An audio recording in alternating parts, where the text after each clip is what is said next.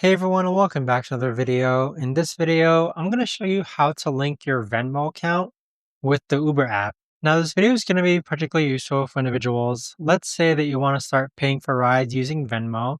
How do you actually go ahead and connect both the apps together? Now, this video is going to be short, sweet, and simple, guys. There's not going to be a lot of steps involved. Now, in order to do this, what you're first going to do is log on to the Uber app. Next, click on Account on the bottom right-hand corner. Afterwards, click on Wallet on the top right. Then click on Add Payment Method underneath Payment Methods. Here, click on Venmo, and then it's going to redirect you to the Venmo app.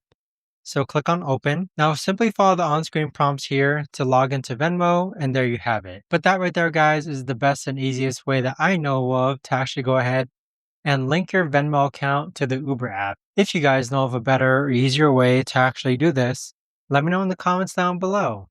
I would love to know. Thanks so much for watching, everyone, and I'll see you guys all in the next video.